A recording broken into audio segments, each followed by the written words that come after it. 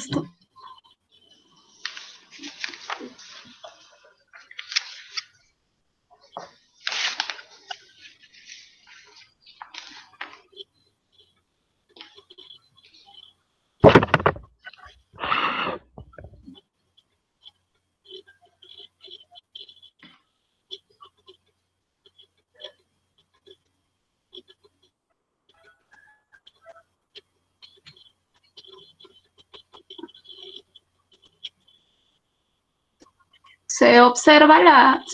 No se observa, ¿no? Sí, se observaba, no sé, pero pasa la diapositiva. Pues. Ya, ahí. Okay. Ahí ¿Se ven las diapositivas? Sí, Doris. Sí, allá. Sí. Ya, entonces vamos a empezar. Bien, reitero el saludo, buenos días con todos.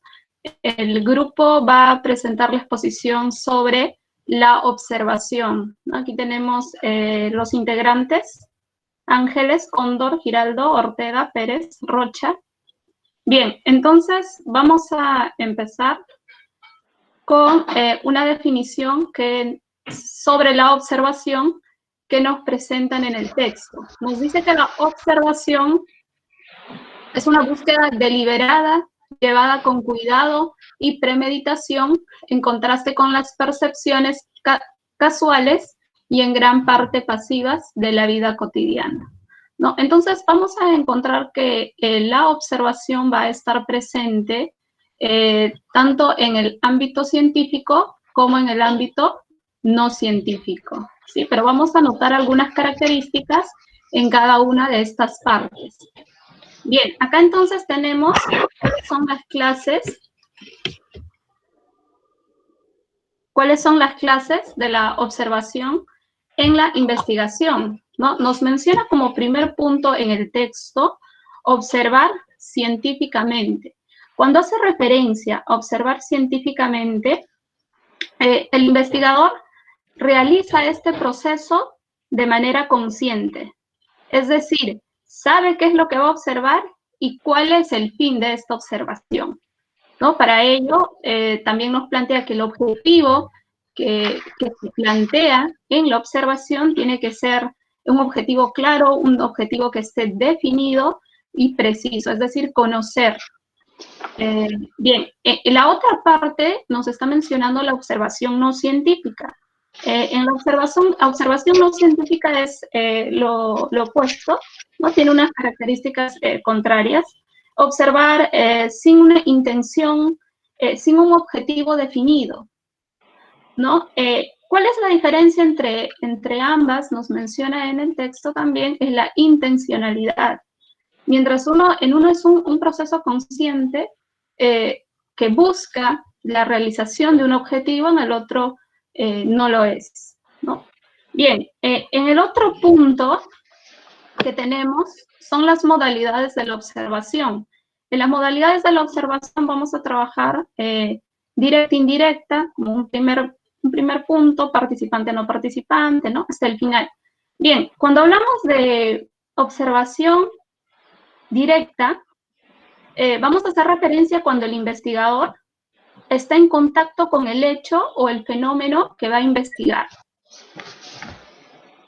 Cuando nosotros hacemos referencia a la indirecta, el investigador va a entrar en contacto con el hecho que va a investigar a través de observaciones que ya se han realizado, en este caso por otras personas, ¿ya? Bien, entonces la otra clasificación que propone es la observación participante y la observación no participante, ¿sí? La observación participante es una de las técnicas privilegiadas en la observación científica. Nos dice que el investigador se va a incluir en el grupo, en el fenómeno que va a observar o en el hecho que va a observar, ¿sí? Es decir, consigue la información desde adentro. En la información, en esta parte, en la primera parte, también es importante anotar que el investigador tiene que realizar anotaciones, tiene que realizar anotaciones de aquello que está observando. Para ello nos mencionan la presencia del libro, del cuaderno o de un diario, de un diario de campo, ¿no? En la parte de la no participante, se recoge la información desde afuera, ¿sí? Sin intervenciones en el grupo que se está investigando. Luego tenemos la estructurada. En la estructurada vamos a tener, a ver, un momento, disculpen.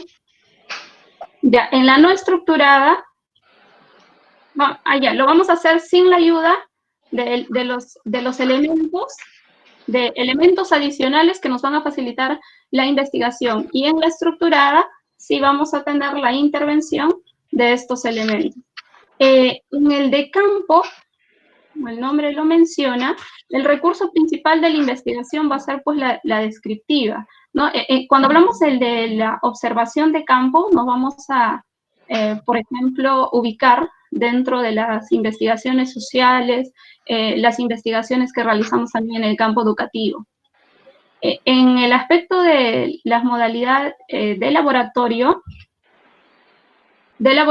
tenemos que se va a realizar, bueno, de dos maneras, ¿no? Uno que nos va a llevar a la revisión en museos, en archivos, y el otro que va a centrar su atención en los grupos humanos. Luego, para terminar esta parte, la individual es la que realiza, pues, creo que el nombre evidencia también la característica, lo realiza una sola persona. Y en la observación de equipo o de un grupo se van a realizar varias personas que van a trabajar en la investigación. Bien. Luego tenemos cómo se planifica una observación. Bueno, aquí tenemos la presencia de las listas de cotejo, ¿no? De las listas de cotejo. En las listas de cotejo, pues vamos a encontrar frases que nos van a permitir orientarnos en el proceso, ¿no? Estas frases pues van a expresar conductas, van a expresar secuencias que se van a verificar, ¿sí? Por ejemplo, podría plantearse en una observación, tenía aquí un ejemplo, ¿no? El procedimiento y la descripción de actividades realizadas se indican de manera clara. Entonces, en este enunciado se va a tener que verificar si efectivamente se está cumpliendo esto en la realidad. ¿Ya? Los registros anecdóticos, bueno, en el caso de los registros anecdóticos, nos va a permitir anotar los sucesos más relevantes. Si lo llevamos al campo educativo, sería de la vida del estudiante, ¿no? Esto lo vamos a llevar, pues, en una especie de apuntes que nos van a permitir posteriormente tener un registro de cómo se ha realizado el proceso. Esto lo vamos a encontrar en estudios exploratorios, en estudios de casos, también en la investigación cualitativa. Luego tenemos las escalas de apreciación. Cuando hablamos de escalas de apreciación, vamos a tener las escalas numéricas. Los grados en estas escalas se van a representar por números. En las escalas gráficas van a representarse actitudes, intereses, sentimientos mediante una línea o casillero con conceptos que se van a manifestar opuestos. En las escalas descriptivas, bueno, son las descripciones de los rasgos o de los atributos que vamos observando, ¿sí?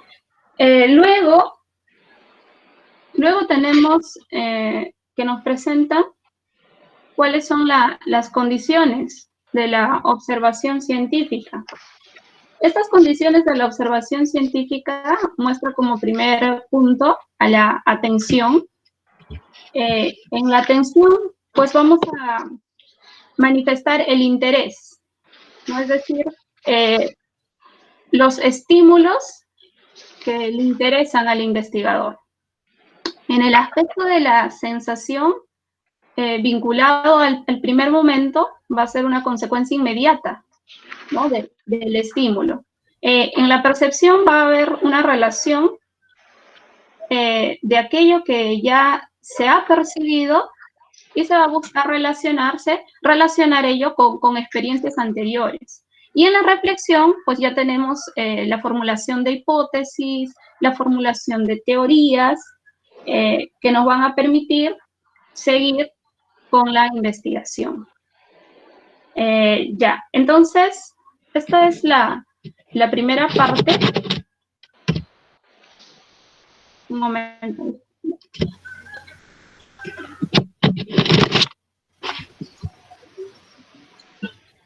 Bien, la segunda parte va a continuar mi compañero Frank.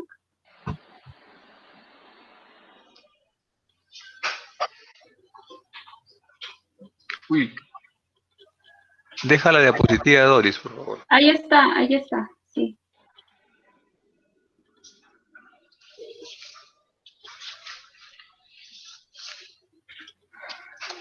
Bien, dentro de la investigación, ¿me escuchan? ¿Sí? Dentro de la observación, pues... Sí.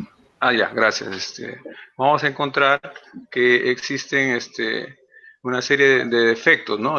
Tipos de defectos que pueden ocurrir en la observación. Por ejemplo, tenemos los defectos extrínsecos, la apariencia fácil de elaborar y aplicar, por ejemplo, ¿no? Una observación. Después tenemos el error de severidad y de indulgencia, que por como lo dice la palabra, ser tan severo, las puntuaciones que damos a nuestras observaciones son calificaciones bajas, ¿no? Y la segunda es opuesta, ¿no? Y esas fuentes las fuentes de error con respecto a escalas de observación, tenemos también, por otro lado, los defectos intrínsecos, el efecto halo. El error de tendencia central busca el punto intermedio siempre, ¿no? Y entre los códigos de observación tenemos análisis adecuados, observación asistémica, las categorías homogéneas, categoría exhaustiva y excluyente. La siguiente.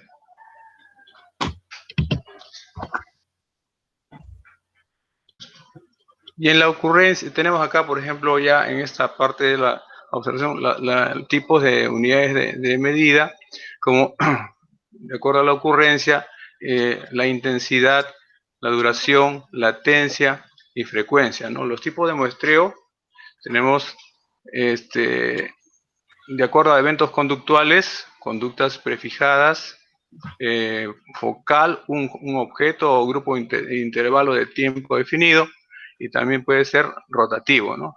Y por otro lado tenemos secuencias temporales, cuantificar el tiempo de ausencia o permanencia de una conducta, listas de control, y luego tenemos por la rapidez imposibilitada de recoger más la información, ¿no?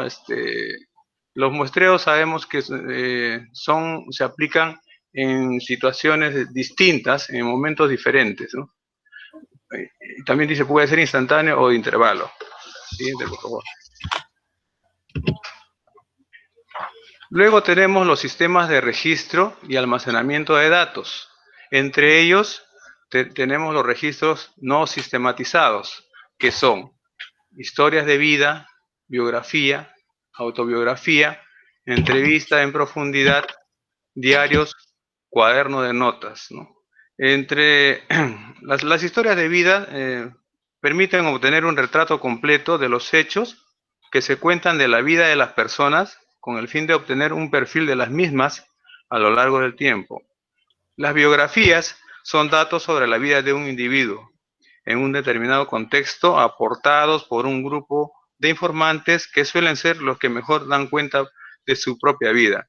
Y la autobiografía consiste en una narración que realiza una persona acerca de sus experiencias, inquietudes, aspiraciones, metas y actitudes. La entrevista en profundidad tiene su origen en la entrevista clínica y psiquiátrica. Consiste en que el entrevistador sugiere al entrevistado unos temas y le estimula para que exprese todos sus sentimientos y pensamientos de una forma libre, conversacional y poco formal. Los diarios son informes personales que se utilizan para recoger información sobre una base de cierta continuidad, ¿no? Los diarios, como lo dice su nombre, todos los días. Luego tenemos los cuadernos de notas, que también son parecidos a los diarios, pero no tienen esa continuidad, ¿no? Reúnen los acontecimientos e impresiones de la jornada, como podría hacerlo un cronista. Luego tenemos los registros narrativos, que ya los había mencionado anteriormente mi compañera, el anecdotario, las notas de campo, muestreos de tiempo. El anecdotario, la idea básica consiste en anotar lo que se ve u oye, sin hacer ninguna interpretación. Las notas de campo relatan observaciones, reflexiones y acciones. Aquí se incluyen las impresiones e interpretaciones subjetivas. El muestreo de tiempo se realizan en determinados intervalos de tiempo, no sucesivos. La observación es intermitente, no continua.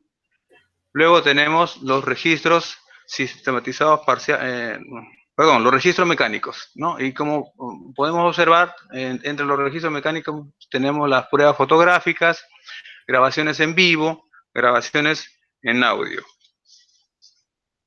Luego los registros sistematizados parcialmente, ¿no? Entre ellos las listas de control y las escalas de estimación, ¿no? Las listas de control son sencillamente listas de conducta. Su objetivo básico es recordarnos que se debe detectar la presencia o ausencia de comportamientos que nos parecen importantes. Entre las escalas de estimación tenemos la escala numérica, la escala gráfica y la descriptiva. La siguiente, por favor.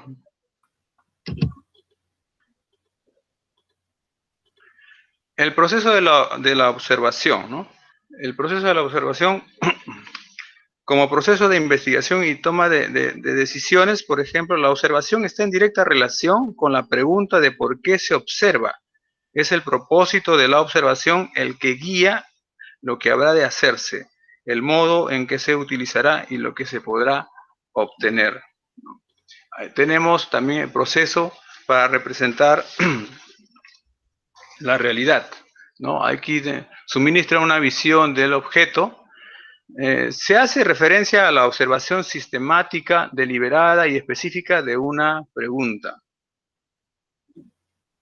Cualquier instrumento o enfoque de la observación de un acontecimiento suministra solo una representación o visión del objeto de estudio.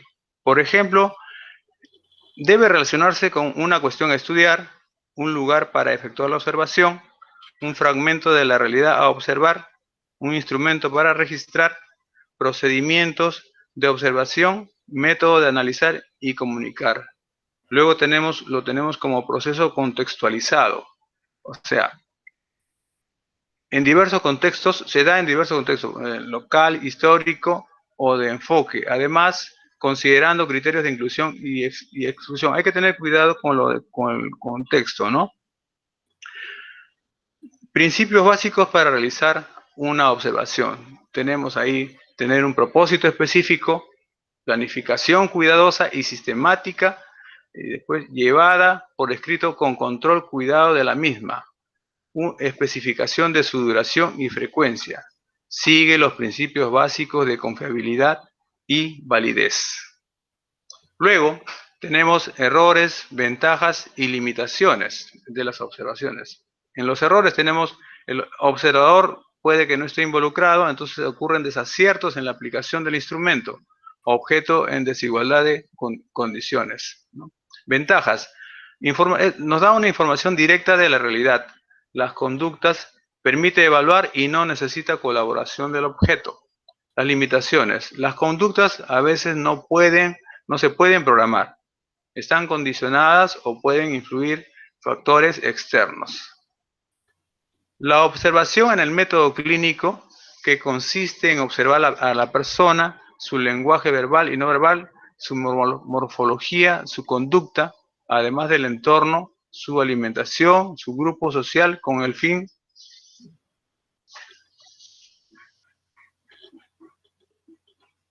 de proporcionar un diagnóstico diferencial. Gracias.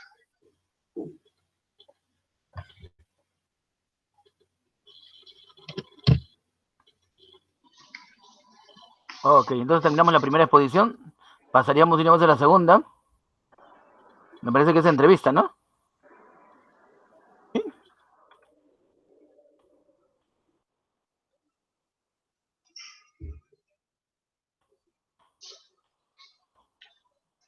Entrevista, ¿no? A ver, ¿el profesor, grupo está sí, listo? la entrevista, sí, ahora empezamos. Ya, ok, desactivo mi micro entonces. Ya, comiencen ustedes entonces.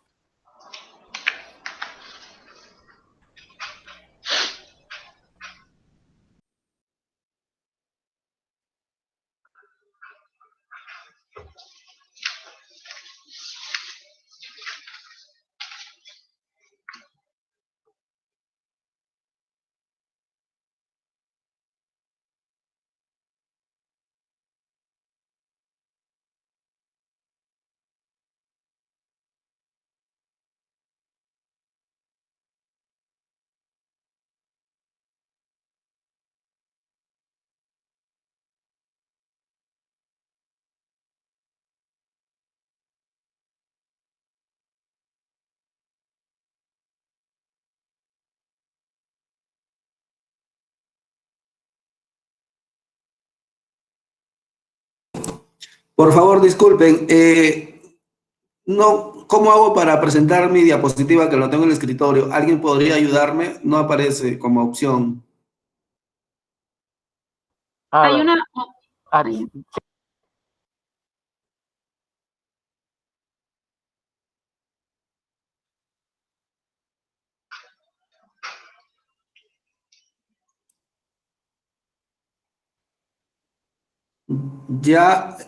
Ya, ahí dice presentar ahora, me aparece toda tu pantalla, una ventana y una pestaña de Chrome.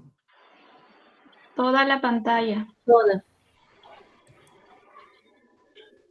Ya, pero solo me sale un archivo cuando dice toda tu pantalla. Solo me sale el Meet. Tienes que abrir el archivo que quieres compartir. Primero selecciona ese archivo que te sale como opción y ponle compartir. Y luego ya, cuando ya estés compartiendo, puedes elegir el archivo que tú vas a usar. Ujú. Ahora, en este momento he abierto el archivo, eso no es verdad. Todavía no vemos tu pantalla. Primero tienes que darle a compartir. Selecciona lo que te sale ahí y pon compartir. No sé si alguien del grupo podría hacerlo, por favor, del grupo de nosotros que todos tienen el archivo.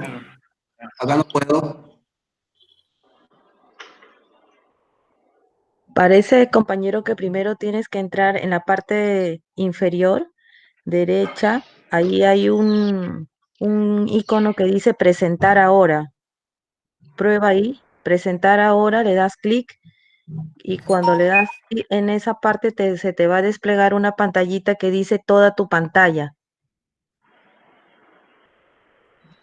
Ya, la compañera Flor lo va a compartir. Gracias. Ok. Gracias, muchas gracias.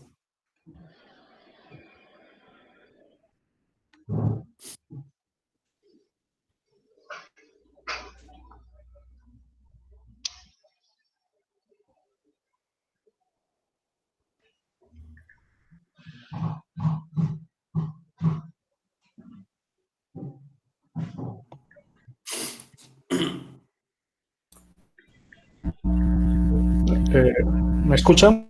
¿Todo?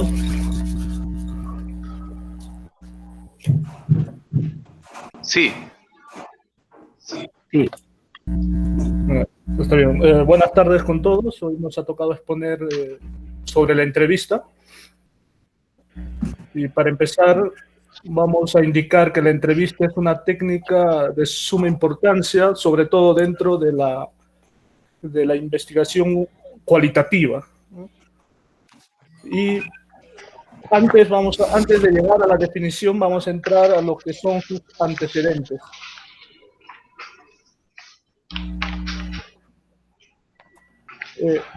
La primera versión de las conversaciones o diálogos se ve en la obra Los Diálogos, precisamente de Platón, ¿no? Pero es durante el proceso y modernización y el desarrollo de las ciencias sociales donde se va a conocer la entrevista. Y es hasta 1836 donde se realiza la primera entrevista a una administradora de un burdel en Nueva York, lo cual trajo mucha crítica en la época de entonces. Sin embargo, podría considerarse eso como el surgimiento real de la entrevista, ¿no?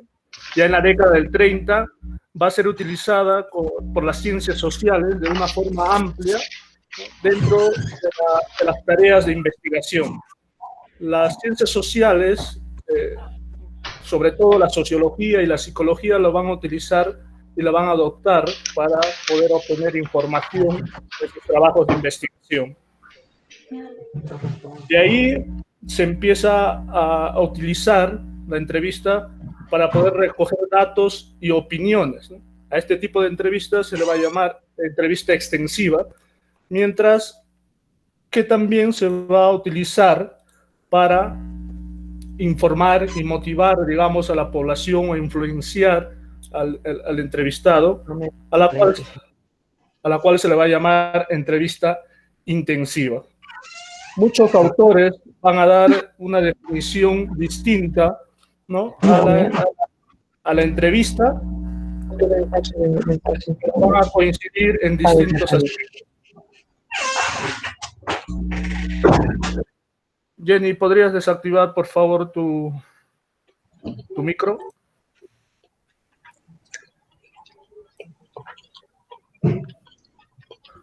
Pasamos a la definición de la entrevista.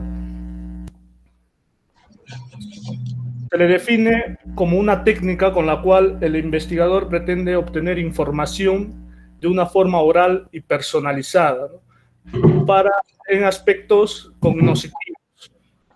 Pero también hay distintas, como ya dijimos, distintas definiciones, ¿no?, por autores. Tenemos la definición que da Corbetta, quien dice que es una conversación provocada por un entrevistador con un número considerable de sujetos elegidos, según un plan determinado, con una finalidad de tipo cognoscitivo. Es decir, nos va a permitir tocar temas de conocimientos, ¿no?, sobre todo. Tenemos el de Naum, 1985, que habla que la entrevista es un encuentro de carácter privado y cordial que incluye al entrevistador y al entrevistado para obtener datos de distintos aspectos. Tenemos la definición de Taylor y Vaughan, 1986, quien plantea que la entrevista es un conjunto de reiterados encuentros de cara a cara entre el entrevistador y los informantes para conocer aspectos sobre un determinado objetivo o proceso.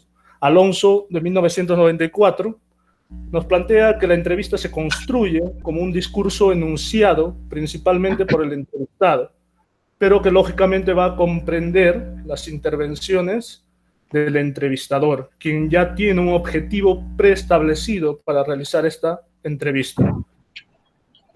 Anteriormente se ha definido la entrevista como una técnica, mientras que Sierra, en 1998, nos va a decir que es un instrumento eficaz y de gran precisión, ¿no?, puesto que según él se fundamenta en la investigación humana, ya que la entrevista nos va a permitir conocer, según sea su estructura, ¿no?, nos va a permitir conocer opiniones, cosas subjetivas incluso, ¿no? Pasamos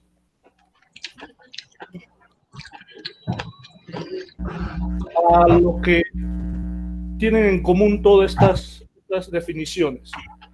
La entrevista, entonces, implica un sistema de comunicación interpersonal entre el entrevistado y el entrevistador, ¿no?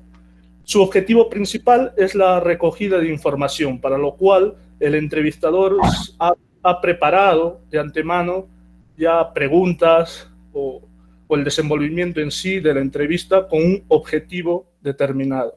precisa tener claro un referente, un código, un mensaje, un medio y un medio de transmisión, sin la cual no se puede dar pues ese intercambio de ideas o esa conversación o dar a conocer los resultados de esa entrevista hacia un público en general. La información es costosa de recoger.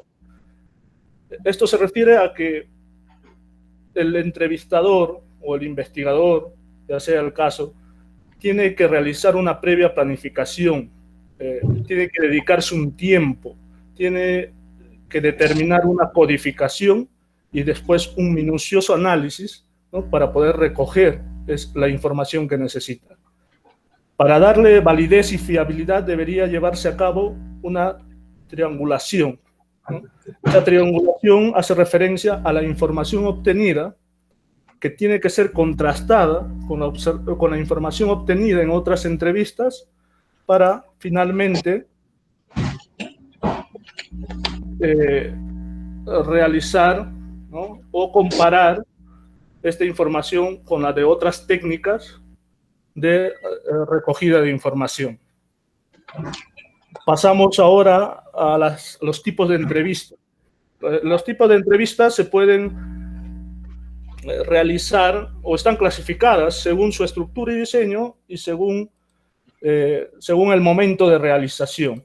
Empecemos por según su estructura y diseño. Tenemos las entrevistas estructuradas, donde el entrevistador se prepara previamente, ¿no?, con preguntas eficaces que le permitan conseguir la información que desea en base al objetivo. Comúnmente ya tiene las preguntas desarrolladas y el entrevistado no puede salirse de esa línea, ¿no? Mayormente se utiliza las preguntas con alternativas dicotómicas, ¿no? Sí, no, verdadero o falso. Las entrevistas semiestructuradas, si bien es cierto que hay una estructura previa, en ciertos pasajes de la entrevista puede haber una libertad para el entrevistado. Este puede expresar un poco sus opiniones, pero es todavía limitado. En cambio, las entrevistas abiertas es prácticamente un diálogo entre dos personas donde van surgiendo preguntas, donde el entrevistado puede explayarse, dar a conocer su punto de vista, los aspectos subjetivos y objetivos de lo que quiere conocer el entrevistador. A estas entrevistas abiertas también se le conoce como entrevista en profundidad. Y según el momento de realización tenemos entrevista inicial, exploratoria o de diagnóstico. Esta entrevista se realiza sobre todo para ver o para ir conociendo algunos aspectos del ambiente, del ámbito donde vamos a desarrollar la investigación, ¿no? Nos va a dar una previsualización, digamos, del campo en el que nos estamos desenvolviendo. Por lo tanto, las preguntas previas están destinadas a ese objetivo. Mientras que la entrevista de desarrollo, de seguimiento, nos va a proveer de información sobre el desarrollo en sí del proyecto, sobre los avances, si hubo avances positivos o negativos de lo que nosotros estamos realizando. Mientras que la entrevista final para contrastar los resultados de todo ese proceso de investigación que hemos realizado. La siguiente parte lo va a exponer mi compañero Roger.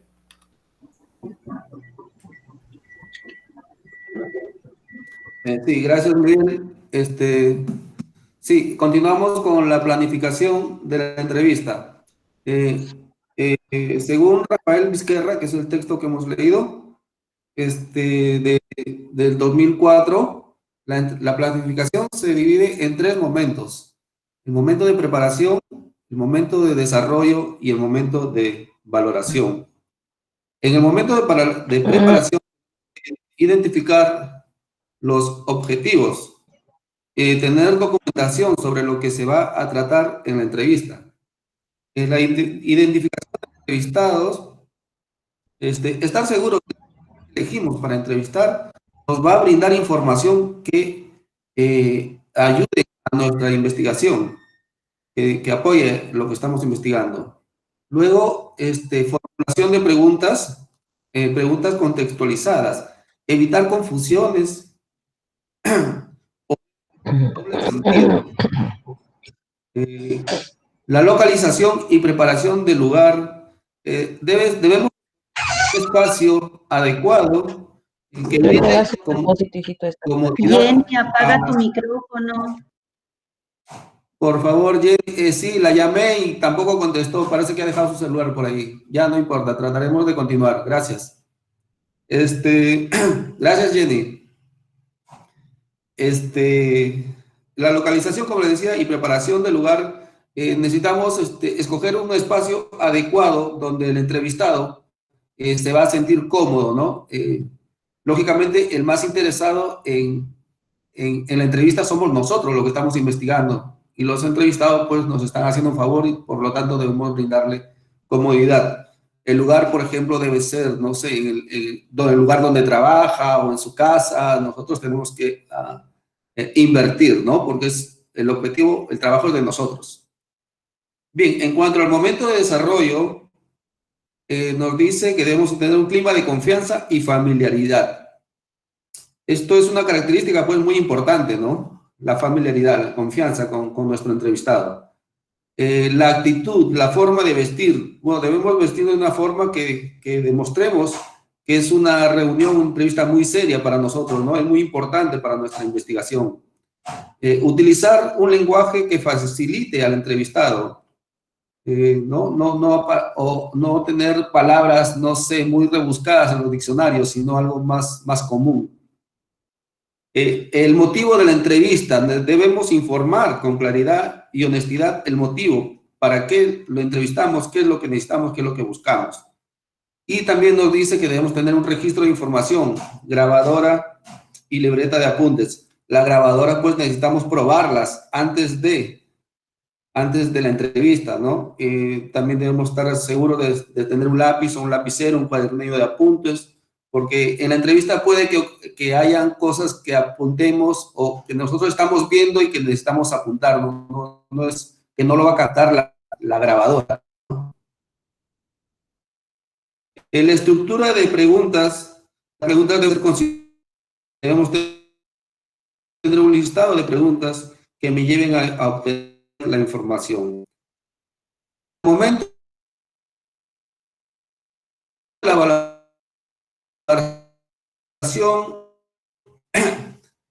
el análisis y evaluación del valorar tu análisis, ¿no? Nosotros debemos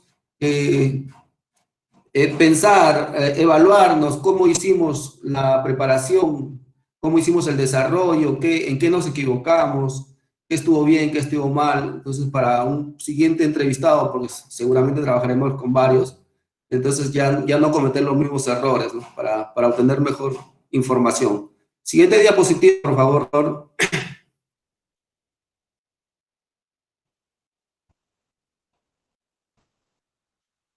Tipos de preguntas.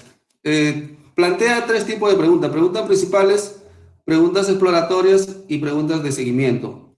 En las preguntas principales, pues el tema principal se reparte en varias preguntas relacionadas y flexibles. Las preguntas que van naciendo ahí en el momento también tienen que estar relacionadas con el tema. No podemos salirnos nosotros del tema. Estamos centrados en el tema que estamos investigando, ¿no? Preguntas fluidas, que haya relación entre las preguntas. Asegurarse que las preguntas sean congruentes con el diseño.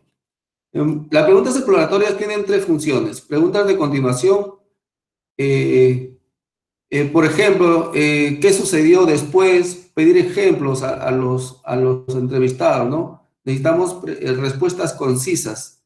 Entonces, después tenemos que pedir al que el entrevistado termine una explicación. No podemos cortarle, porque puede que se le vaya la idea y de repente es una información muy importante para nosotros, pero nosotros le cortamos y ya lo perdemos, ¿no? Y eso, de repente estamos perdiendo información importante. Mostrar interés al entrevistado, pues, ¿no? Llamarle, ¿no? Antes de la entrevista, pedirle o preguntarle qué va a necesitar, no sé, un agua, una galletita, no sé. Entonces, nosotros debemos, como les dije antes, invertir, ¿no? Demostrarle a él, al entrevistado, que pues nos interesa y es muy importante entrevistarlo. Entre las preguntas de seguimiento, el seguimiento de temas y subtemas que van apareciendo, las preguntas surgen en la misma entrevista. Sí, pues nosotros cuando vemos, por ejemplo, una entrevista en la televisión, ¿no? El entrevistador hace una pregunta y luego, dependiendo de qué es lo que responda el entrevistado, pues van surgiendo nuevas preguntas, ¿no? Y va mejorando la información, va agrandando la información. Siguiente diapositiva, por favor. Y por último, recomendaciones para el entrevistador. Bueno, prácticamente las recomendaciones es lo que ya se había hablado antes, ¿no? Ser muy cordiales con nuestro entrevistado, ser muy empáticos, ayudar a que el entrevistado se sienta seguro, cómodo, hacer preguntas fáciles y no embarazosas para el entrevistado. Si nosotros hiciéramos eso, pues una pregunta embarazosa, si nosotros estamos pidiéndole información a él, puede que el entrevistado, no sé, se moleste y nos corte, ¿no? Y ya no podamos nosotros tener información que necesitamos. Dejar de hablar y saber escuchar también, ¿no? Tener mucha paciencia porque a veces el entrevistado pues no piensa como nosotros, no se comporta como nosotros, entonces debemos tener paciencia en todo esto. Al final lo que necesitamos es su información. No discutir con el entrevistado, no dar consejos ni valoraciones, ser muy tolerante y hacer registro de todo lo que podamos registrar, ¿no? Y mediante diferentes formas. Siguiente, por favor, y ya es la despedida. Muchas gracias, es todo lo que teníamos que exponer. Gracias, profesor. Ok. Excelente. La segunda parte. Entonces, un comentario cortito para retomar dos ideas que dijo su compañero. ¿Me están escuchando? ¿Se escucha? ¿Se está escuchando? ¿Se escucha? Sí, entonces, sí, profesor. Entonces, dos comentarios cortos para retomar un par de ideas que dijo su compañero Barrios, que es el que ha terminado esta segunda parte. Primero, sobre el recojo de información, ¿no? Basándonos sobre todo, llevándolo al aspecto de los trabajos dentro del modelo cuantitativo que hacemos nosotros, básicamente, ¿no? Recuerden que el diseño y construcción del instrumento es un aspecto fundamental en la investigación que realizamos, ¿no es cierto? Por lo cual tenemos que tener mucho cuidado en estos procesos de validez y confiabilidad. Sin embargo, al igual de importante, es el momento en el cual recogemos la información, ¿cierto? Por lo cual debemos generar las condiciones adecuadas y pertinentes para poder realizar ese recojo de datos, porque recordemos que el recojo de datos ya no depende de nosotros, sino depende de los sujetos que estamos encuestados, ¿cierto? Por ejemplo, cuando el recojo de datos es un colegio, tenemos que hacerlo en la primera hora, ¿cierto? Cuando ellos estén descansados, tranquilos, porque si lo hacemos cuando ellos están a punto de salir del recreo, a la hora de salida, o sea, van a estar más preocupados por irse al recreo, por salir, que por contestar la prueba, por lo cual ahí hay que tener sumo cuidado, ¿cierto? Algo que se recomienda mucho es que cuando vayamos a hacer un recojo de información, ¿no? Aplicando cuestionarios, escalas o test, ¿no es cierto? Lo hagamos de tal manera de que le demos un incentivo al sujeto que va a contestar, de tal manera que se sienta comprometido. Porque si no generamos ese nivel de compromiso entre el sujeto que responde la encuesta y el entrevistador, entonces va a tender a responder de cualquier manera. Y recordemos que si no se hace este recojo de información de manera seria, ¿no? Las preguntas pueden estar contestadas, ¿no? Simplemente por contestar. Digamos una pregunta determinada que tiene 5 posibilidades de respuestas, entonces va a marcar 1, 1, 1, 1 o 5, 5, 5, 5. Y al final, esa información que obtengo no va a ser la más adecuada y pertinente para realizar el análisis estadístico que vamos a realizar posteriormente. Asimismo, tenemos que cuidar mucho de que cuando se entrega el instrumento, todas las preguntas sean contestadas, ¿no? Porque a veces contestan la primera cara y la segunda cara se olvidaron. Entonces, el momento de recojo de la información también es muy importante, ¿cierto? Entonces, donde se debe tener mucho cuidado. Otro aspecto fundamental que mencionó su compañero y que vale la pena rescatarlo es el detalle del análisis de la data. Recordemos que tenemos dos tipos de instrumentos de naturaleza cualitativa e instrumentos de naturaleza cuantitativa, y donde cuando trabajamos o aplicamos instrumentos de naturaleza cualitativa, como son de repente las entrevistas, ¿no?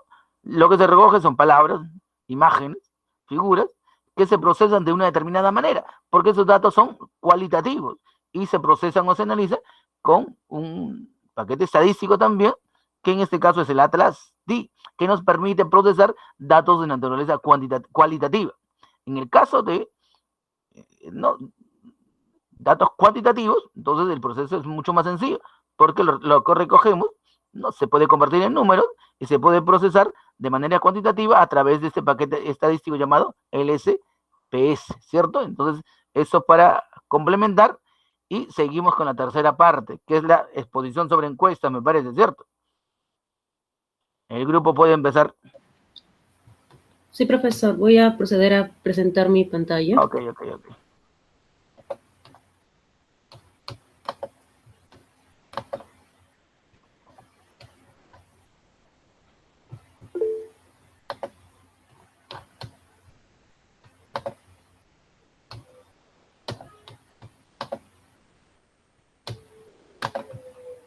Ya está.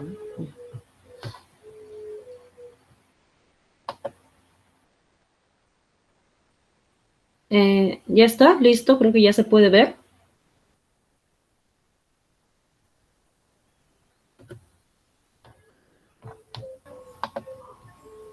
Sí se ve. Sí, ¿verdad? Sí, por favor.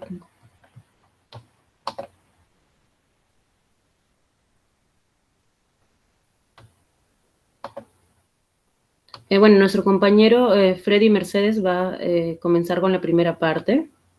Freddy, por favor. Ya, listo. A ver, ¿se escucha bien el audio, no? Para comenzar. Sí, por favor, ¿me podrían confirmar? Se escucha, Sí, no te preocupes, se escucha correctamente. Ok,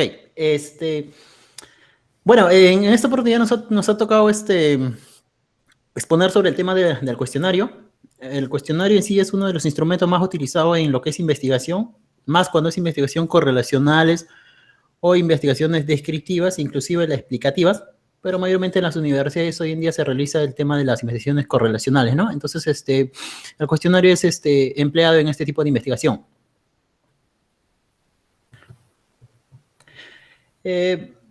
Antes de comenzar con el tema del cuestionario, tenemos que entender perfectamente qué significa el tema del cuestionario, porque una cosa es cuestionario, otra cosa es escala y otra cosa es el tema de los inventarios también que existen, ¿no? Entonces, el concepto que he podido recabar de la información que he obtenido, se podría decir que el cuestionario es un instrumento o es un documento, también lo podemos conceptualizar, que está conformado por un conjunto de preguntas y que tiene como finalidad recabar información.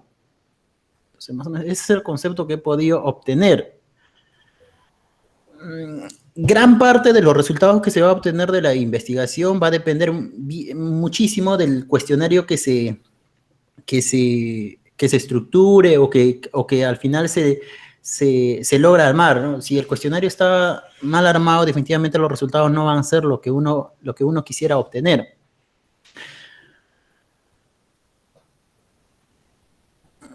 Otro punto que me llamó bastante la atención y posiblemente por la cual no hay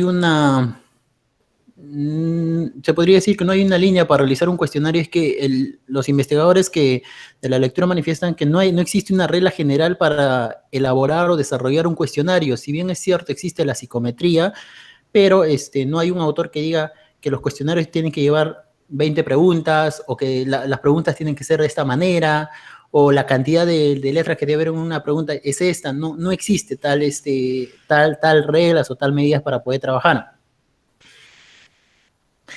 Solamente va a depender en sí de la experiencia del investigador de acuerdo a su rama, ¿no? Porque se supone que el quien está investigando conoce su rama y sobre eso va a plantear sus preguntas y sobre eso va a armar el cuestionario.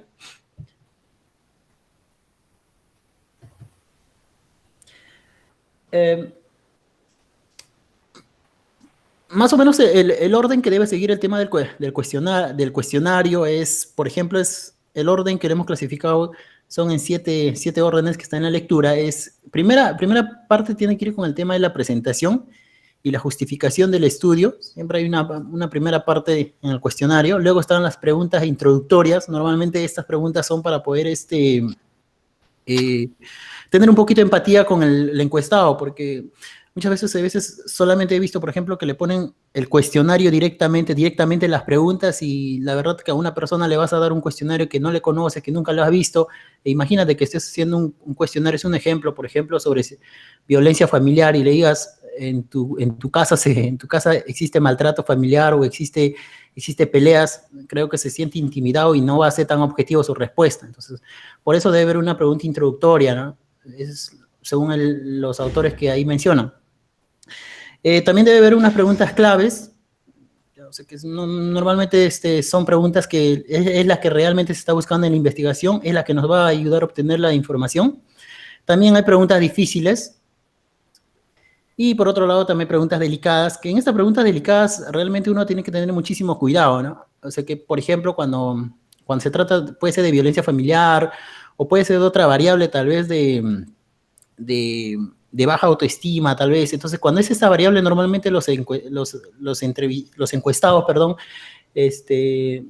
tienden a no mostrar o no responder de lo que verdaderamente les pueda suceder, o verdaderamente lo que ellos quisieran responder. Entonces, por eso que existe el tema de las preguntas difíciles, y se debe manejar adecuadamente bien.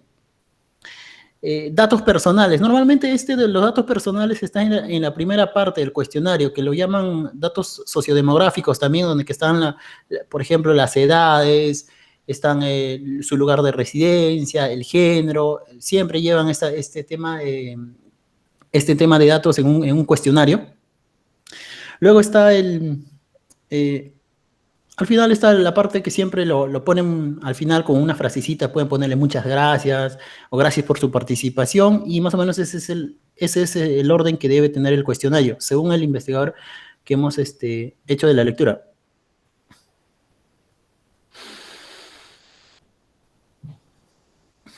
Ok, en este caso vamos a pasar sobre el diseño del cuestionario. Ojo, les vuelvo a decir que con esta exposición que les estoy mencionando, no quiere decir que sus cuestionarios que ustedes van a realizar, si en caso van a realizar una investigación correlacional, también va a ser de la forma que les estoy explicando. Como les comenté al inicio, es criterio de cada investigador.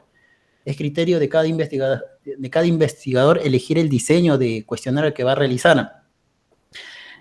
Según este investigador, primero debe tener, por ejemplo, la portada y la contraportada. Luego el folletín, también se debe tener en cuenta el tamaño de letra. Esto sí es clave, porque a veces cuando vas a hacer, por ejemplo, una encuesta para ancianos, probablemente no le vas a poner una letra de tamaño 11 o tamaño 10, y probablemente no van a poder ni entender lo que dice. También debe estar bien estructurada en el tema de los espacios de la respuesta. Otro tema que también se trabaja en los cuestionarios es que deben estar agrupados agrupación de las preguntas y respuestas. Normalmente la agrupación se realiza de acuerdo a las dimensiones en un cuestionario. Algunas variables, cuando vamos a realizar el cuestionario, tienen 4 dimensiones, 3 dimensiones, y de acuerdo a cada dimensión se agrupan las respuestas. Igualito, ¿no? Tienen que estar categorizados o dimensionados. Se podría utilizar de manera similar. Luego de estos tienen que tener codificación. Normalmente se utiliza esto cuando son cuestionarios de escala Likert, o cuando la respuesta van a ser para una investigación cuantitativa. En este caso, por ejemplo, si vamos a utilizar, que es clásico, la escala Likert, nunca, casi nunca, a veces, siempre. Entonces, por ejemplo, se codifica del 1 al 5, por ejemplo, se codifica. Otro punto que dice que se debe evitar el tema de las preguntas largas. Y con quiero decir, por ejemplo, basta solamente que una pregunta puede ser a lo mucho, según mi percepción, podría ser a lo mucho en 15 palabras cada pregunta. No podría ser más, porque a veces aburrimos al encuestado cuando le vamos a aplicar el instrumento, en este caso el cuestionario. Aparte de eso, quisiera aumentar que he visto varias a veces cuestionarios que a veces creo que es que no, los que van entre los encuestados no tienen experiencia, o es que no piensan en lo que están encuestando. Creo que a veces ponen, por ejemplo, en su cuestionario ponen algo de 60, 70, 80 preguntas, y creo que para mí no es adecuado, ¿no? Creo yo, si verdaderamente uno quiere obtener la respuesta, a lo mucho, a mi modo de ver, deberían ser 20 preguntas. con esa cantidad de preguntas casi nadie nos responde. Y más cuando son inclusive 2 cuestionarios de 80 preguntas o 40 preguntas, son demasiado en ese punto. ¿Sí? Eso sería sobre este punto. Vamos a pasar al otro, a las preguntas. A las preguntas que deben en el cuestionario. ¿Qué característica deben tener estas preguntas? Una de las primeras características es que se debe ser entendible a la población que se le va a aplicar el tema del cuestionario. No podemos caer en palabras técnicas, en palabras difíciles, porque luego realmente tal vez no podamos obtener la información que estábamos buscando. Debe ser lo más corto posible, ya lo he dicho en la parte anterior. Debe ser neutrales e imparciales. Normalmente cuando se redacta el tema de los cuestionarios se redacta en tercera persona para evitar que, por ejemplo, se sientan intimidados, y cuando los encuestados se sienten intimidados, probablemente no den la respuesta que nosotros queramos obtener. Otro tema es que deben evitarse las ambigüedades. O sea, se debe ser claro a la hora de redactar, y también debe tener una redacción de forma personal y directa. Estas van relacionadas en sí con los puntos anteriores donde que digo sobre las terceras personas. Tiene que ser redactado en tercera persona. Eso quiere decir que vas a evitar una redacción de forma personal o directa. Vas a evitar, por ejemplo, preguntas íntimas. Y también vas a evitar, por ejemplo, que el encuestado se siente intimidado. Y también otra de las sugerencias es que evitar preguntas discriminatorias. Si bien es cierto, el cuestionario en muchos de los casos es anónimo, pero eso no quiere decir que a veces hay una pregunta que por el tema de la experiencia o por el tema del no dominio del tema no se nos puede pasar y pueden ser entendidos a los encuestados como algo discriminatorio. Debe ser amena, la reacción debe ser para que tal manera que los encuestados puedan responder adecuadamente bien, y debe ser motivador. Respecto a la revisión de fuentes anteriores, es importante cuando uno va a realizar el cuestionario y cuando va a redactar las preguntas que se revisen no solamente libros o del tema que se está investigando, sino que también que se revisa otros cuestionarios que se hayan hecho tal vez similares a nuestro estudio, similares a nuestra variable, que sería importante para que nos dé una perspectiva más o menos para poder iniciar el tema de la redacción de las preguntas. Estimación de la fiabilidad de la respuesta. Bueno, pues el tema de la fiabilidad normalmente ya hay una parte de la estadística que se realiza, el tema de la validez y la confiabilidad, y de acuerdo tanto al oficio de experto que se realiza, que es para la validez, hay preguntas que de acuerdo a esas sugerencias se tienen que modificar, y también hay veces en el tema de la confiabilidad, cuando se hace la prueba de piloto va a haber preguntas que no van a ser entendidos o no vamos a tener respuesta exactamente a lo que buscamos plantear, y seguramente se van cambiando. Acá dice se debe comprobar un pretest para evitar, bueno, cuando se refiere al pretest en sí se refiere a la prueba de piloto, ¿no? Normalmente cuando hablamos de pretest hablamos en una investigación cuasi experimental, pero en este caso cuando hablamos en una investigación que es no experimental, por ejemplo, de tipo correlacional, en este caso a la pretest, yo entiendo que el autor se trata de referir al tema de la prueba de piloto. Eso es con respecto a este punto.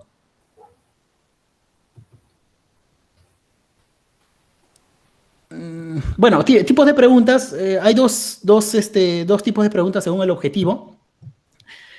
Para recabar la información, dice que es relativo a la investigación sobre la conducta. Hay dos tipos de preguntas. La pregunta de cuando se va a recabar información directa se refiere, por ejemplo, a las preguntas cuando se va a realizar, se va a tratar de preguntar sobre las conductas y actitudes. Por ejemplo, cuando se les pregunta sobre las actitudes, por ejemplo, a un grupo de personas sobre la corrupción en el Perú, es una actitud que muestran ellos sobre esa problemática. Entonces, el comportamiento también se puede medir a través de hay ciertas escalas que nos permiten medir el tema del comportamiento. Y el otro tipo de pregunta estaría relativa al desarrollo de la encuesta. Estas ya son preguntas exactas, o sea, son preguntas en las cuales ya las encuestas, el cuestionario ya tiene una respuesta exacta o dicotómica a la hora que se va a realizar el tema de las preguntas. Según la información obtenida, se puede decir que acá son preguntas, pueden ser preguntas abiertas o preguntas cerradas.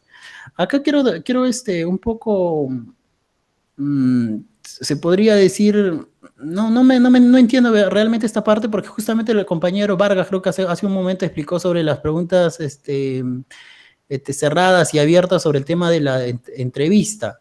Entonces, creo yo que algunos investigadores confunden lo que es el tema del cuestionario abierto, las preguntas abiertas, con el tema de las entrevistas. ¿Por qué digo esto? Porque si se supone que está haciendo un cuestionario, los cuestionarios normalmente digo, el profesor ojalá que me corrija, se utilizan para investigaciones de enfoques cuantitativas. En tanto, las entrevistas, en este caso, o preguntas abiertas, se utilizaría para investigaciones cualitativas. Caer en un cuestionario con una investigación cualitativa, hacer un cuestionario con preguntas abiertas, prácticamente sería, según su concepto de este investigador, prácticamente sería hacer como una entrevista. No veo realmente la diferencia, porque es casi similar lo que hice, entonces realmente no me convence tanto este tema. Para mí hay solamente preguntas cerradas, ¿no? O sea, el cuestionario se caracteriza por tener preguntas cerradas. Bueno, eso es casi todo de mi parte. Va a continuar con la exposición mi compañera Thalía Huachayanqui. Bueno, eso sería todo de mi parte. Ok, un momento, denme un espacio para poder aclarar algunas dudas que me parece importante poder en el momento adecuado hacer esa intervención. Primero, por algunas reflexiones que hizo su compañero Mercedes, ¿no? Mercedes Santos, respecto al instrumento, ¿cierto? Había una cuestión en la primera parte que decía respecto al número de preguntas, ¿no? O sea, cuando yo elaboro un instrumento, sobre todo un cuestionario, en investigaciones experimentales, ¿cuál es la cantidad adecuada y pertinente de preguntas que yo debo realizar? Eso es importante, ¿cierto? Porque a veces no tenemos una idea clara de cuántas preguntas debe tener mi cuestionario, cuántas preguntas debe tener mi instrumento, ¿no? Eso está en relación al tipo de contexto en el cual estamos aplicando el instrumento. Es decir, si yo tengo que hacer una investigación en Chile, y en Chile leen un montón, entonces el instrumento debe tener una cantidad adecuada y pertinente de preguntas, porque si no, no lo tomarían como cosa seria. Si tú aplicas en Chile o en otra realidad como España un instrumento de 40 preguntas, no le van a prestar mayor importancia, porque están acostumbrados a instrumentos de 200, 300 preguntas. Pero sin embargo, si tú hablas de una realidad como el Perú, como Lima, donde la gente no lee, donde la gente no está acostumbrado a este tipo de trabajo, entonces, por lógica simple, la máxima cantidad de preguntas que pudiera tener un instrumento es 30 preguntas, y eso en el nivel de posgrado. Pues si lo tomaría en un colegio de secundaria, entonces estaríamos hablando entre 15 y 20 preguntas que debería tener el instrumento. Entonces, la cantidad de preguntas va a estar en relación al contexto de aplicación del instrumento. Eso es importantísimo tener en cuenta. Otro aspecto, ¿qué tipo de preguntas debo realizar? Esa es una reflexión importante, ¿no es cierto? Entonces, el tipo de preguntas que debo realizar también debe estar en función del sujeto a quien va dirigida la encuesta o el cuestionario en este caso, ¿cierto?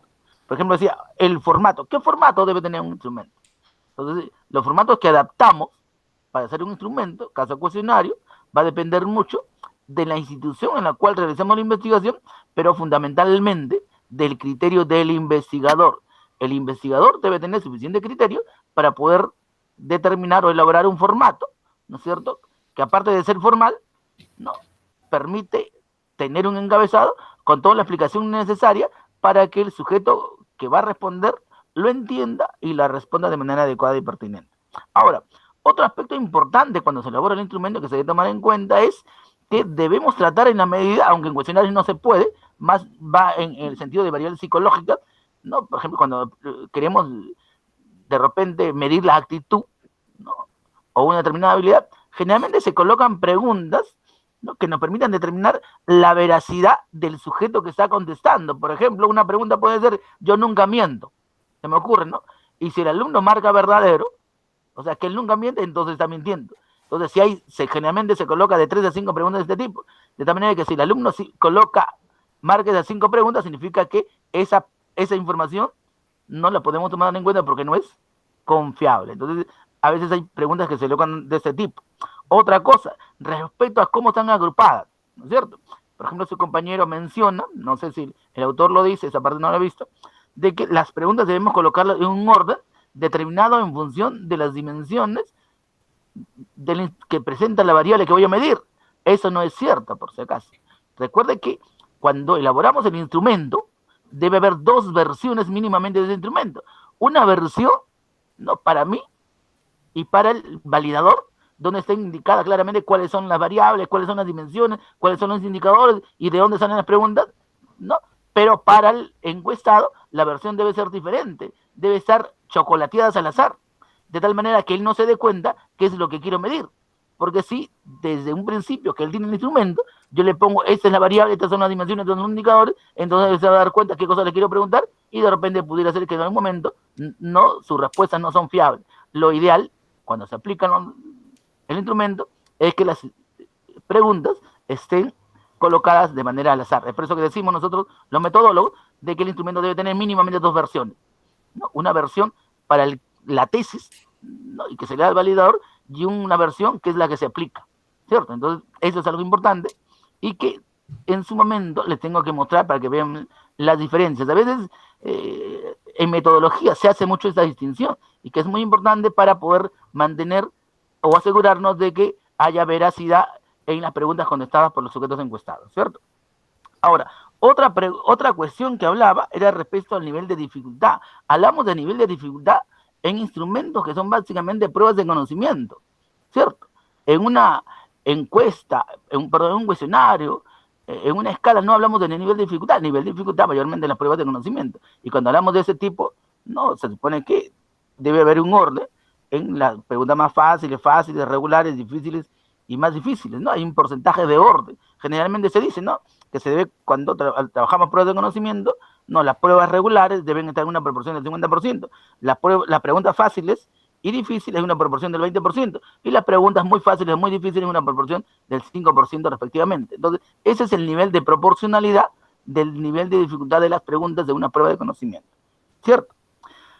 Bueno, eso es todo, pues no, me la paso hablando. Continuamos con la segunda parte, entonces. Profesor, quisiera acatar algo, bueno, no sé, lo estaba leyendo, esa parte de la forma de cómo planificar las preguntas. Ya. Y bueno, cuando estaba leyendo, el autor decía que cuando se proponen las preguntas, hay que mantener un orden, ¿no? Hay que mantener un orden de tal manera que el encuestado no se confunda.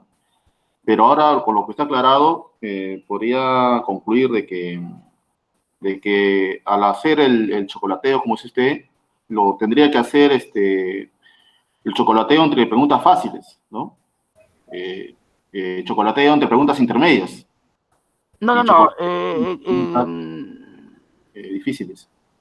Si no, lo que me refiero, ya en su momento, que me parece que de repente en la próxima clase, en la otra, les voy a mostrar las dos versiones del instrumento para que ustedes se den cuenta de cuáles son las diferencias. Pero generalmente, en el instrumento que aplico, que es para aplicación, ahí no debo decir, estas son las dimensiones que voy a medir, ¿no es cierto? De repente, informar que pretendo medir la inteligencia emocional, de repente puede ser así, ¿no? Pero no indicar las dimensiones, sino que las preguntas deben estar colocadas en orden distinto, de tal manera que el alumno no sepa qué cosa quiero medir, sino que tenga la información, simplemente opción a leer las preguntas y responder de acuerdo a lo que siente, a lo que piensa, a lo que cree.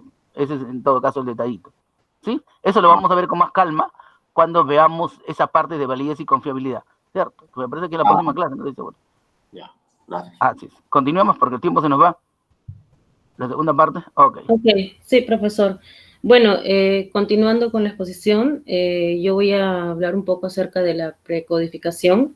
Bueno, como nosotros sabemos ya que en el desarrollo de una investigación mediante encuestas, ¿no?, y se trabaja con grandes volúmenes de información, es por eso que es necesario que hayan ciertas fases previas a la grabación de datos, ¿no? La fase previa a la grabación de datos es la codificación, la cual nos facilita el tratamiento de datos y en la cual asignamos claves o códigos, pero previamente a la codificación existe otra fase, que es la fase de la precodificación, en las cuales en la cual incorporamos claves iniciales a las preguntas propuestas en el cuestionario. Y esto con el objetivo de localizar errores, que ya vamos a ver más adelante. Ahora, esta precodificación se da en la fase del diseño y creación del cuestionario, eso es importante recalcar. Ahora, según este autor, tenemos ciertas recomendaciones de acuerdo al tipo de preguntas que existen en el cuestionario. La precodificación de cuestiones de 2 vías y de elección simple, ¿no? En este caso, por ejemplo, tenemos este cuestionario con esta pregunta, que es una pregunta de elección simple, ya que pregunta cuál es el deporte que practica con más frecuencia. En este caso solamente se va a elegir un solo deporte. Y para esto han sido asignados valores numéricos, ¿no? Por ejemplo, al fútbol 1, tenis 2, baloncesto 3, atletismo 4. Si hay otro, 5, bueno, el encuestado tiene que especificar cuál. Y adicionalmente también se pueden agregar otros 2 valores numéricos para el valor perdido. Por ejemplo, si el encuestado no ha contestado, ha dejado en blanco 8, o el valor perdido por el sistema, el valor numérico 9. Y bueno, nosotros al obtener la recolección de datos, podemos obtener esta hoja, ¿no?, de datos, en donde las respuestas ya son identificadas por el valor numérico que nosotros hemos asignado previamente, ¿no? El entrevistado 1 se le preguntó, ¿no?, ¿cuál es el deporte que practica con más frecuencia? Entonces él respondió que el tenis, según nuestro cuestionario, y el valor asignado, el tenis es el que practica con más frecuencia. El entrevistado 2, aunque yo diría acá sería encuestado, bueno, estaba así en el material, respondió que practica con más frecuencia, otro especificó natación, y bueno, así sucesivamente. Ahora, el segundo caso es cuando precodificamos las cuestiones o preguntas de elección múltiple, ¿no? Por ejemplo, acá, el encuestado ya no va a elegir una sola, sino puede elegir más de una. Acá dice, por ejemplo, marque entre los siguientes los deportes que practica. Entonces, puede elegir 2, 3, dependiendo de su realidad. Y para esto nosotros también tenemos que asignar valores numéricos o códigos.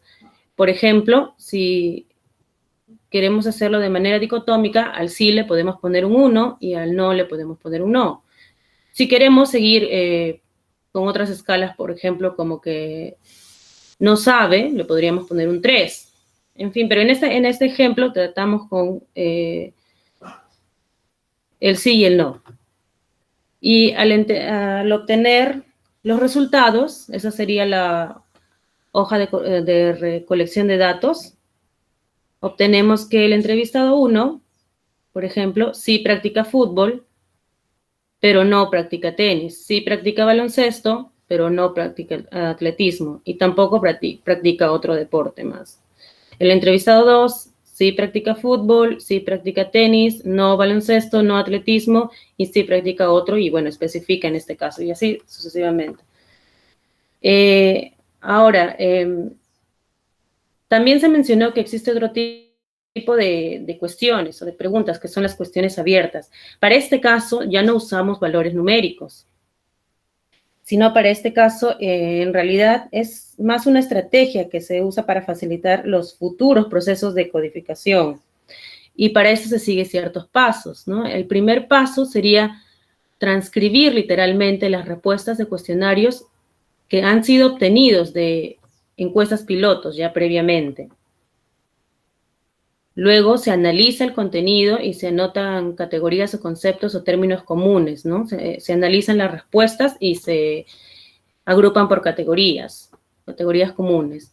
Después, si es que ya vemos que no hay más respuestas que conlleven a más categorías comunes, se cierra el proceso. Y ahora, en el momento del proceso de la toma de datos, el entrevistador debe de hacer preguntas tratando de ajustar la respuesta obtenida a las categorías precodificadas existentes. ¿no? Esto con el objetivo de tratar de que la respuesta del encuestado calce en una de las categorías que ya se precodificó.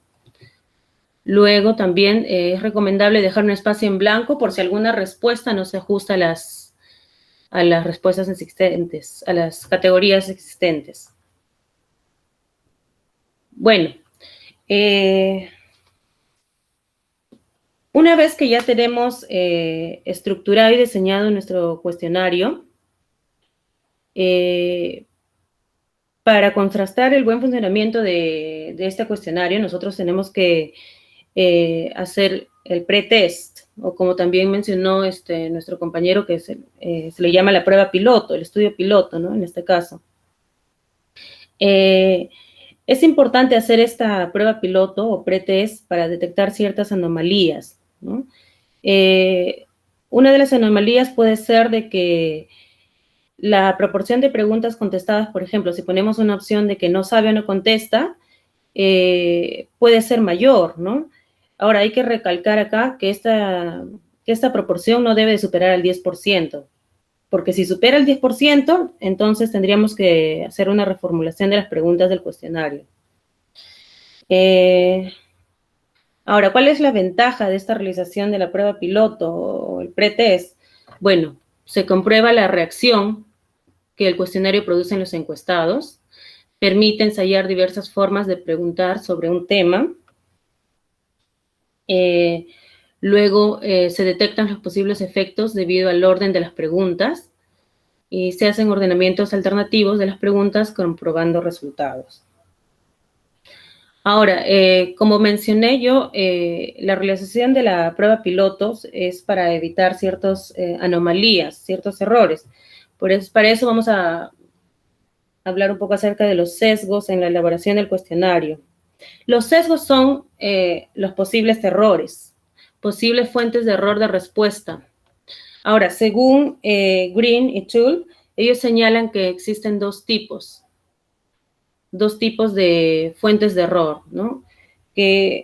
Unos que tienen que ver con la inexactitud de la respuesta, y estos corresponden a la capacidad del sujeto para responder, ¿no? Puede ser que el sujeto no sepa, desconozca del tema o se ha olvidado de la respuesta, o también puede ser que el sujeto no desea responder, ¿no? Ahora, ¿debido a qué? Debido a que no quiere arriesgar su prestigio o debido al costo de tiempo, no tiene el tiempo, no tiene la disponibilidad para hacer el cuestionario, o debido a que desea dar una imagen acorde con lo que espera el entrevistador, ¿no? Y el otro tipo sería los errores que se relacionan con la ambigüedad en la recogida de la información.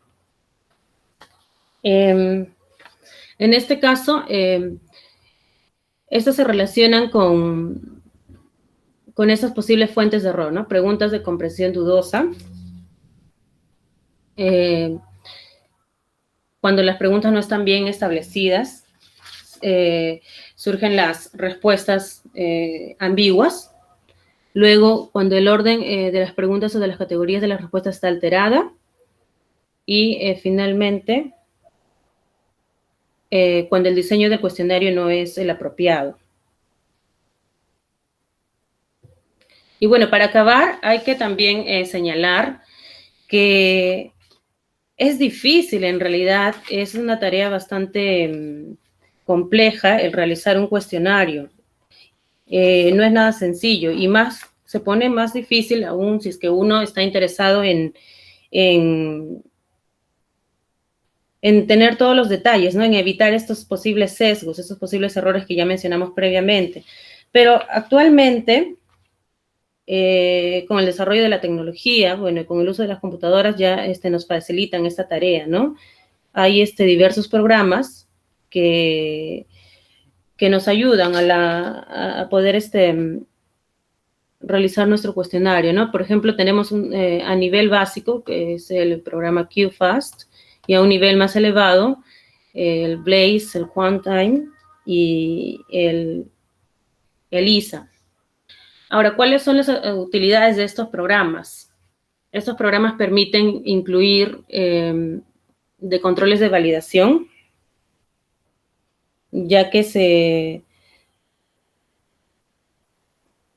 permite la corrección de cuestionarios anteriores, de cuestionarios afectados. Incluye controles rangos de cada campo. En los campos cerrados, por ejemplo, con valores explícitos, y en los campos abiertos con los determinados valores en el libro de códigos. Y respeta el flujo del cuestionario y finalmente permite incorporar información adicional. Bueno, eso sería todo, profesor. Muchas gracias. Ok. Terminamos en esa primera parte de la exposición para poder indicar, hay algunos aspectos que tenemos que conocer y diferenciar dentro de esta dinámica que implica la construcción de instrumentos, ¿no? Para pasar a lo que es la interpretación de la data, ¿no? Analizada de los datos que se han recogido en ese instrumento, ¿no? Y ahí es donde tenemos que diferenciar dos cosas. Primero, ¿qué implica construir y diseñar un instrumento? Esa es la primera parte, ¿cierto? Entonces, me parece que la próxima clase entramos a definir con mayor claridad, ¿no? Cómo es que se construye un instrumento a partir de los procesos de definición del constructo en las diversas modalidades metodológicas que pudieran darse, ¿cierto? Entonces, ese es el primer espacio, el primer momento, ¿no? Donde no tenemos que tener un poquito de tiempo. El segundo momento, ¿no es cierto? ¿Qué cosa hacemos? O sea, ¿cómo utilizamos esa data que se va a recoger? Que implica tener una idea clara de este proceso que se llama establecer los baremos con los cuales voy a poder describir las variables, porque recuerden que nosotros, cuando hacemos estadística, el trabajo de campo, tenemos que hacer una descripción de los datos. Tenemos que hacer una prueba de hipótesis. Esa descripción de las características de la variable lo tenemos que hacer de una manera determinada, estableciendo los baremos correspondientes con los cuales voy a describir esa variable. Por ejemplo, se me ocurre, ¿no? Esa variable de actitud científica se encuentra en un nivel alto, en un nivel medio o en un nivel regular. Esos rangos o niveles con los cuales estoy describiendo la variable, ¿no es cierto? Se parten del establecimiento de determinados rangos, ¿no? En ese proceso que se llama establecimiento de los baremos del instrumento con los cuales voy a trabajar. Entonces, esa es una primera cuestión. Hay una clase específica para determinar los tipos de baremos que empleamos en este proceso de baremización del instrumento. Otra parte tiene que ver con cómo se tabulan los datos. Entonces, ese proceso de tabulación, codificación, organización de la data también es todo un proceso complejo. Tenemos que entenderlo desde el principio, desde lo básico, desde lo elemental, para poder, mediante su comprensión, poder realizarlo en los diferentes tipos de análisis que tenemos, ¿no? Porque una cosa es el análisis descriptivo en una investigación no experimental y otra cosa es el análisis descriptivo en una investigación experimental. Son diferentes, ¿cierto? No los podemos confundir. Tenemos que entender las diferencias para poder en la práctica realizarlos y poder desarrollarlos en el trabajo que estemos realizando según las características del diseño empleado. Y por último, cómo es que se hace el análisis de interpretación de la data. Ese es otro aspecto fundamental y que también tenemos que desarrollar con mucha calma. Bien, eso es todo por ahora, jóvenes. ¿Alguna preguntita al respecto?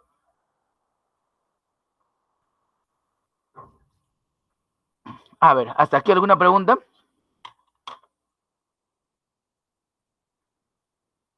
Sí, tengo una pregunta de cómo he leído sobre todo para hacer el tratamiento de las preguntas delicadas. Lo que había leído es que para hacer el tratamiento de preguntas delicadas, dice que se formulan dos preguntas. Una pregunta que es dañina y una pregunta que es inocua. Y al entrevistado se le da una moneda, cara o sello, ¿no? Cara para una de las preguntas, y por ejemplo, para la pregunta inocua, y sello para la pregunta dañina, por ejemplo.